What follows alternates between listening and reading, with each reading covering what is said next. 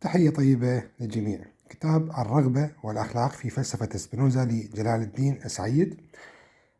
يقول لم يفهم فلاسفة الأخلاق طبيعة النفس البشرية فهما صحيحا، إذ كان منطلقهم مغلوطا بالأساس، فارتقوا من المعلول إلى العلة وفسروا أهواء النفس وانفعالاتها بطبيعة الإنسان الفاسدة أصلا في نظرهم.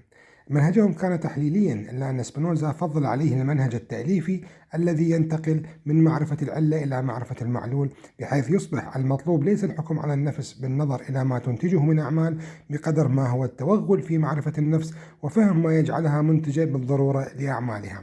إن الإنسان العبد والإنسان الحر يخضعان كلاهما للطبيعة الكلية، إلا أن هذا ينساق لها طوعا وذاك يخضع لها مقهورا. كتاب جدير بالمتابعة، وهذا المؤلف من المؤلفين الغزيري الإنتاج بالنسبة لسبينوزا. شكرا لكم وتحية لكم جميعا.